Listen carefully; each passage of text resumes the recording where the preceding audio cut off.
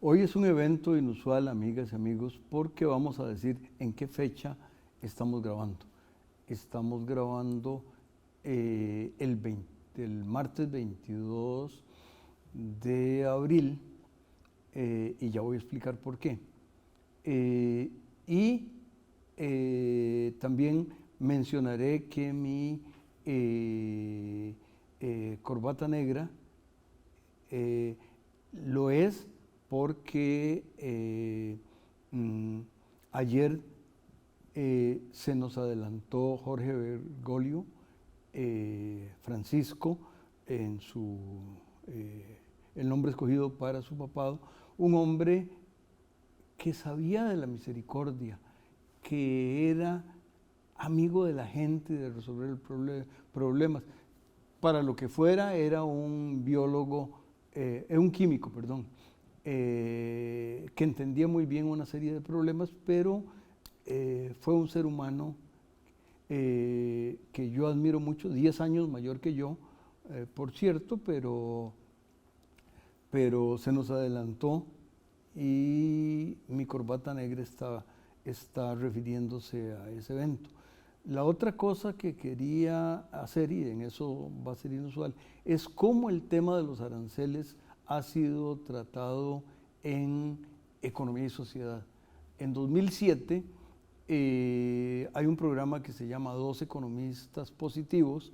Esos economistas son mis colegas Felipe Calvo y mi maestro Fernando Naranjo, que hablaban sobre el TLC en Costa Rica. Por cierto, básicamente lo que se proponía con el TLC era bajar los aranceles. Ese era el tema, que algunos, los del sí, los del no, a veces no entendieron del todo bien. Siempre hablaban de proteger al productor, cuando en realidad creo que se trata mucho de proteger al consumidor. Los consumidores en este país somos los 5 millones, los productores son unos poquitos. Qué bueno que producen y qué bueno que exportan, porque con el valor de esas exportaciones podemos importar, pero el bienestar de nosotros proviene de eso. Luego, hace 7 años, con el profesor Eduardo Olivarri, hicimos un programa sobre el Brexit y sobre la elección que hace 7 años iba a ocurrir, y que, por cierto, creíamos que la señora Clinton iba a ganar, ingenuos de nosotros, pero nos dábamos cuenta de que había un peligro.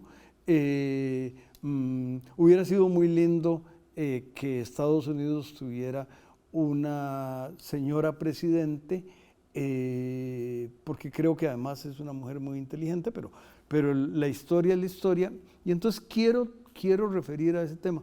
Hay una tercera observación que quiero hacer, que la capté en estos días, que es que la precuela de la serie de Star Wars, que es la primera película, pero fue en realidad la cuarta que se hizo, plantea que el planeta, y tiene un nombre como Masú o no sé cuánto, era un planeta que tenía libre comercio con los otros de la galaxia, y el imperio estaba en contra de libre comercio y quería ponerle aranceles. No sé por qué esa precuela es precuela no solo de la serie de Star Wars, sino aparentemente de la realidad. Pero tenemos hoy el privilegio de tener de nuevo con nosotros a don José Luis Arce, y yo normalmente no, ya dije que hoy fue inusual el inicio, y don José Luis Arce sabe de aranceles y del contexto de los aranceles más que yo. Por favor, don José Luis. Muchas gracias, Juan Rafael. De verdad, un gusto estar con vos en esta sesión y pues estamos hablando, vamos a hablar mucho más incluso que solamente política comercial. Básicamente, y cuando estabas mencionando el Brexit, ¿verdad? Estamos hablando básicamente de un conjunto de políticas, de las cuales una es la política comercial, pero también está la política migratoria de por medio, en donde Estados Unidos lo que está haciendo básicamente es separándose del resto del mundo, de un mundo cuyas reglas contribuyó a formar después de la Segunda Guerra Mundial, y yo diría que con más intensidad durante la década de los años 90, que suponía libre movilidad de capital y sobre todo libre comercio entre las naciones, como una forma de crear riqueza y utilizar mejor los recursos globales. Nota de pie de página ahí. Nunca en la historia registrada han dejado de ser pobres tantos seres humanos, esos seres humanos son así, pero eso es lo de menos, nunca tantos como cuando Nixon y Deng Xiaoping y etcétera tomaron la decisión de que China podía contribuir a la producción del mundo, y entonces un número notable de gentes en ese gran país dejaron de ser pobres. No. Y eso se dice fácil, pero no es fácil hacerlo. No, y de hecho, si analizamos especialmente el periodo posterior a la crisis financiera y económica de los años 80, la apertura comercial, el crecimiento global asociado con ese proceso de apertura y sobre todo la reasignación, por ejemplo, de la producción entre diferentes bloques económicos o países hacia los lugares donde era relativamente más eficiente producir, significó un aumento, un crecimiento económico significativo, y sobre todo eso que estás mencionando, creó los espacios, ¿verdad?, para poder implementar, no solo en China, sino también, por ejemplo, el caso de Brasil en América Latina es otro muy buen ejemplo de eso, y también en otros países, también en América Central, una reducción de la pobreza. Cuando iniciabas este programa, hay un tema que es bien interesante. El libre comercio siempre es un tema divisivo, ¿verdad?, porque muchas veces es utilizado por discursos, digamos, polarizadores, por discursos populistas, tanto de izquierda o de derecha, un poco como un mecanismo para alar, digamos, ciertas fibras en las personas y buscar resultados electorales y dividir ciudadanías. Y en el fondo, digamos, tanto los que prometen que con el libre comercio, por ejemplo, va a haber un mundo feliz, como los que creen que con el libre comercio se va a acabar el mundo, ambas partes están pidiéndole peras al olmo, digamos. El comercio es una forma de producir más. Si uno quiere distribuir mejor, si quiere que las personas tengan oportunidades, acceso a oportunidades, y que las familias más vulnerables estén protegidas, no lo va a hacer solo con libre comercio, necesita otras políticas. Pero para poder distribuir, muchas veces es necesario también tener una economía vibrante para poder dedicar entonces otros tipos de acciones a ese tipo de políticas. Entonces este es un tema muy complejo políticamente, y muy complejo también un poco a veces depositar tanta esperanza en el comercio, o también considerar el libre comercio como casi una figura diabólica, ¿verdad? Continuaremos hablando de ese tema y de otros una vez que el canal nos invite a regresar.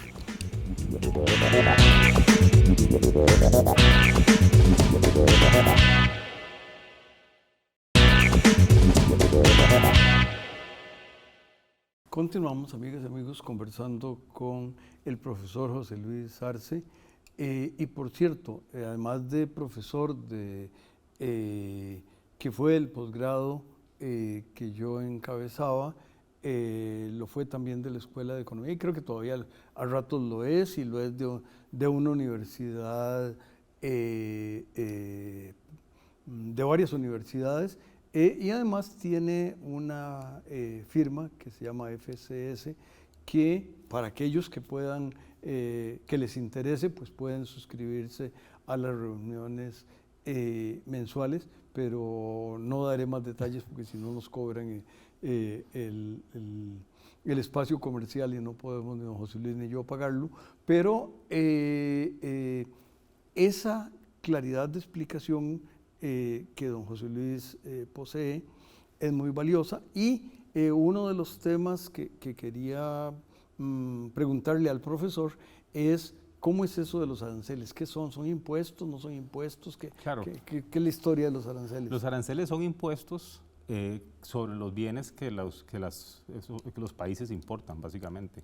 Tradicionalmente en el discurso político, ¿verdad?, se piensa que los que pagan los impuestos o los que terminan cargando el peso principal de los aranceles son los extranjeros, los que producen en el exterior y producen los bienes que consumimos en los países que imponen aranceles. Sin embargo, la experiencia muestra que en el fondo los aranceles son más bien un impuesto indirecto sobre la población del país, ¿verdad?, que los impone. Entonces es por eso que generalmente la protección, ¿verdad?, suele ser en general una medida que termina afectando a las familias y a las empresas de los países que se cierran.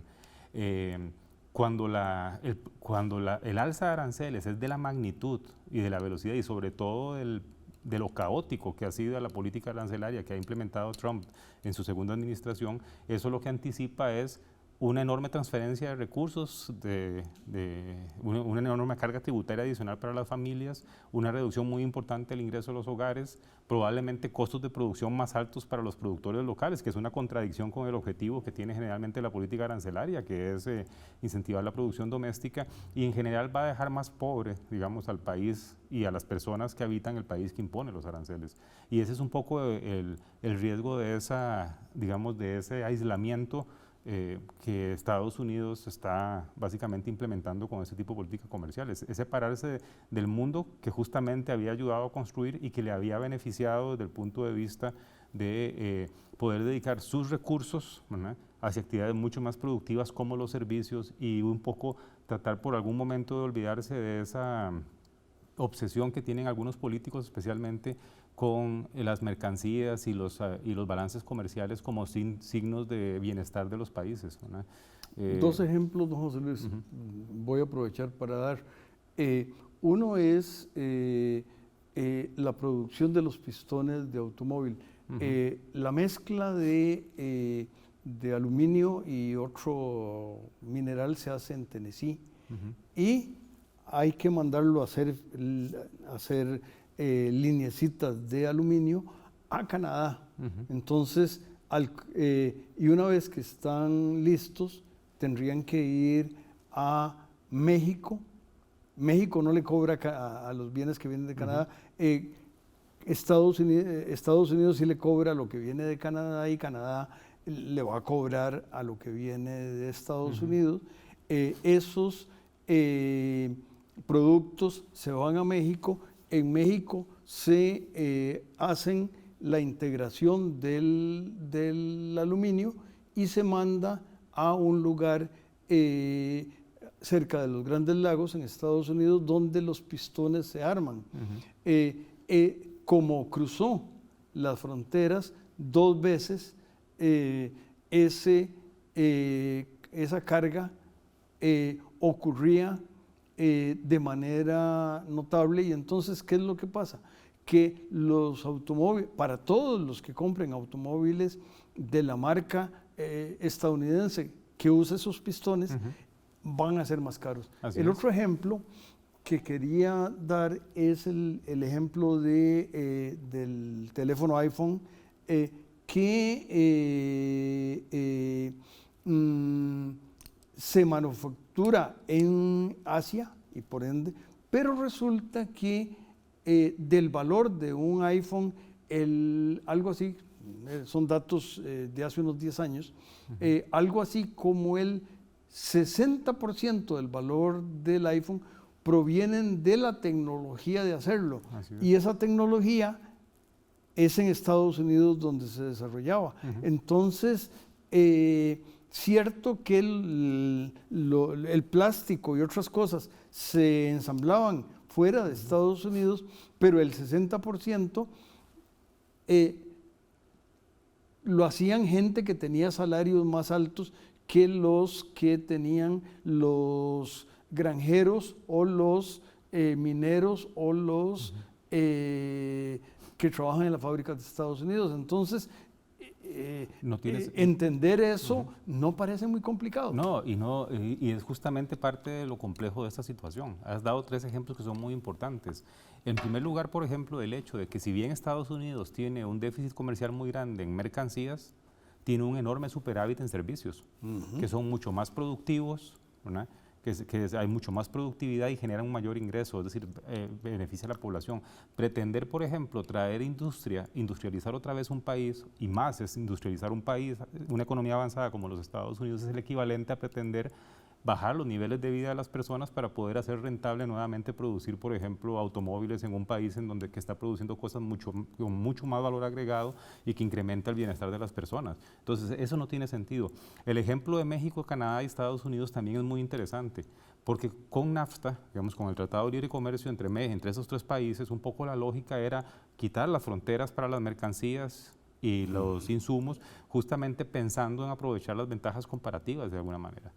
Eso convirtió, y yo sé que esto no les va a gustar mucho a los canadienses, lo que voy a decir, ni a los mexicanos, era el equivalente a convertir, por ejemplo, a México en el estado industrial estadounidense y a Canadá en alguna medida en un proveedor de materias primas y también en alguna medida en un estado industrial. Pero con esa baja en aranceles podían producir más barato, más efectivos y se beneficiaban los 3 en términos de posibilidades de crecimiento económico. Y competían mejor con el resto del mundo. Y competíamos con el resto del mundo. Y haciendo eso, digamos, y poniéndoles aranceles ahora a México y a Canadá, que son sus socios políticos y comerciales más cercanos, es el equivalente que se nos ocurriera ahora poner nosotros un impuesto a las cosas que se producen en Heredia cuando vienen a San José, digamos. Es exactamente el mismo impacto negativo en bienestar. Y es un absurdo en el fondo. Por eso es que esta política, me temo que no podemos entenderla desde el punto de vista de un beneficio económico específico, sino que es producto un poco de esta locura que desgraciadamente vemos en la política global recientemente con ciertos liderazgos populistas, autoritarios en general, ¿no? Regresamos una vez que el canal nos invite a hacerlo para el tercero y último segmento.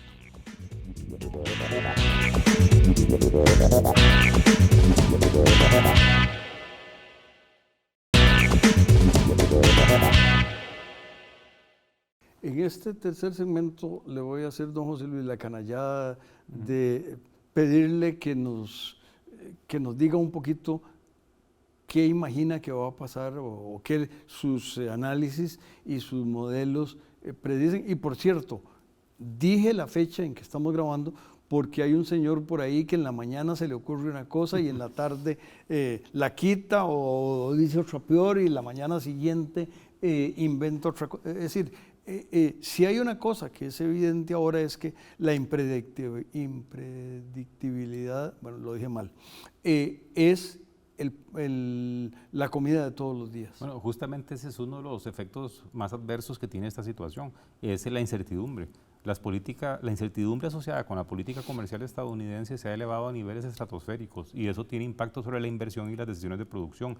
Eso es un lastre para el crecimiento de los Estados Unidos y va a ser un lastre para el crecimiento de la economía global porque entonces hay muchas decisiones que no se van a poder tomar. Hay muchas decisiones incluso que parecen muy simples como buques que se muevan de Asia hacia los Estados Unidos o otras regiones que van a ser afectados por esto y entonces es el principal efecto negativo que tiene esta situación. Lo que va a significar es probablemente una contracción de la producción a nivel global y especialmente en los Estados Unidos y los países que están más vinculados a los Estados Unidos a través del comercio como México y Canadá. Incluso a pesar de que Trump ha mostrado que recula en algunos casos, por ejemplo, como posponiendo durante 90 días los famosos aranceles recíprocos que anunció el 2 de abril, aún así el impacto va en marcha, ¿no? Porque los aranceles de más de 200% a China, más un arancel general de 10% sobre todos los países, pone igual la protección efectiva estadounidense, es decir, la barrera al comercio con el resto del mundo estadounidense, casi 4 o 5 veces por encima del nivel que tenía antes de enero de este año. Entonces los efectos están en marcha, solo que no los estamos percibiendo y no debemos caer en el error de pensar de que se está echando para atrás todavía, ¿no? Yo lo que me temo es que vamos a ver mucho menos crecimiento económico, vamos a ver más inflación o precios más altos en los Estados Unidos, que en mi opinión va a ser el impacto menos importante. Eso va a ser un aumento transitorio probablemente. El efecto más grave va a estar en el crecimiento económico. Estados Unidos perfectamente podría crecer 1 punto o 1 punto menos o más de un punto de lo que estaba Es previsto lo que el crecer. fondo dice. Es lo que el fondo dice ahora. E incluso eso podría extenderse 2 o 3 años y en el largo plazo esto podría implicar un punto menos de crecimiento para una economía como la estadounidense. Y es ahí donde viene el impacto en el resto del mundo. Eso va a afectar el crecimiento global y por lo tanto entonces va a tener implicaciones significativas en muchos países, en especial en los que habían apostado, por ejemplo, más abiertamente o que por su naturaleza, economías pequeñas o abiertas, habían apostado mucho más al comercio y a vincularse a esas cadenas globales de valor. Hay otros elementos que no hay que perder de vista, ¿verdad? Están los temas financieros, ¿verdad? Yo creo que quizás si hay algo que podría hacer recular a Trump, ¿verdad?, es lo que pase en el sistema financiero estadounidense. Y no me refiero a la bolsa, no me refiero a las locuras de índices bursátiles subiendo o bajando de un día a otro. Esa sobrereacción no es lo que me preocupa. Lo que me preocupa es que esto probablemente va a implicar quiebras de empresas, ¿verdad?, en los Estados Unidos. Los costos, por ejemplo, del financiamiento de empresas medianas que no sean grado de inversión, es decir, que no son las empresas de más calidad crediticia, ha aumentado enormemente. Eso pone en estrés a los bancos, a las empresas, y puede poner en estrés a los bancos, y por ahí diría yo que es otro de los riesgos que no debemos menospreciar. Esto es, en alguna medida, el acto de autodaño más grande que un país se ha hecho o que un gobierno ha hecho a un país, yo creo que en la historia probablemente, ¿no? El otro día escuché una grabación tuya donde explicas el tema de la inflación y a mí no se me ha ocurrido lo que tan claramente explicas, el efecto de los Sí. aranceles en inflación. Eso me pareció muy importante. Claro, eso es un tema muy importante. La inflación es un fenómeno de crecimiento sostenido de los precios, que perdura en el tiempo y que perdura mucho tiempo. Los aranceles, digamos, van a tener un impacto sobre el costo de las cosas, pero no deberían permanecer, ese crecimiento no debería permanecer, sino que probablemente es temporal. Suben los precios, se mantienen altos, porque las cosas van a quedar siendo, como dijiste en el caso de los automóviles estadounidenses, van a quedar más altos, van a ser más altos los precios, los insumos más altos, pero no debería haber, a menos que se hagan otras locuras que desgraciadamente se están proponiendo, ¿verdad? No debería haber un crecimiento sostenido de los precios continuo, es decir, no debería haber una inflación alta permanentemente, pero desgraciadamente las locuras abundan. Y un poco lo que justamente se ha estado cuestionando recientemente, que es la independencia del Banco Central estadounidense. El presidente Trump ha estado nuevamente buscando un chivo expiatorio y, digamos, atacando políticamente a Powell, que es el presidente del Banco Central estadounidense, y que lo nombró él, y que además está blindado su nombramiento justamente para evitar que el político de turno afecte la política monetaria estadounidense. Bueno, ahí hay un riesgo importante, porque eliminando independencia al Banco Central sí podría generarse el espacio para una inflación sostenida, ¿verdad? Es que estamos en una tormenta perfecta, y es una tormenta perfecta básicamente por élites políticas, me parece a mí, en alguna medida irresponsables, ¿no? Sí, no estamos en un buen momento. No, para nada. La economía que tú describes en tus reuniones y que has venido explicando, pues no avanza mal, No. pero casi podría decirse, no avanzaba mal hasta enero. Lo que ocurra de aquí para adelante es signo de pregunta. De hecho, esa es una de las grandes paradojas de todo esto. La economía global estaba mostrando un desempeño favorable, ¿no? Se había recuperado de dos shocks muy importantes, el pandémico y el de precios de materias primas del año 2021-2022. Estaba creciendo bien, la inflación se había controlado, en general habían buenas perspectivas de crecimiento. Esto, de nuevo, insisto, es un shock totalmente provocado por las políticas económicas de un país específico que tiene implicaciones globales y que deteriora el escenario hacia adelante. Y de nuevo, insisto, es un tema que más que económico probablemente deberías tratar como un politólogo, en el sentido de que lo que muestra es justamente hasta qué punto una ética política, digamos, en mi opinión perversa, que busca dividir y que busca ganancias de muy corto plazo, es capaz de echar por tierra cosas, ¿no?, que nos ha costado muchas décadas construir, ¿no?, simplemente por victorias pírricas de corto plazo, ¿no?, para tratar de obtener victorias de corto plazo o de naturaleza electoral o alimentar en alguna medida egos. Hubo un comentario muy interesante que hizo un economista que sin duda conoces, que fue Larry Summers. Le preguntaron un poco que cómo poder explicar lo que está pasando en los Estados Unidos en este momento, y Larry Summers lo que dice es que su expertise es en economía, no es en psicología, para poder explicar lo que está sucediendo en el caso de los Estados Unidos. Sí, y tal vez la otra cosa, incluso de sociología, porque los votantes sabían lo que venía, escogieron mal, y aparentemente el apoyo popular, al igual que ocurre en algún país de Centroamérica, es alto pese a que ha caído, y en algún país de Centroamérica no importa los datos, la gente está encantada con la mala política, y eso es muy curioso, y no ocurre únicamente. No hay que irse a Hungría, no hay que irse a algunos países complicados para encontrar esos patrones. Así es.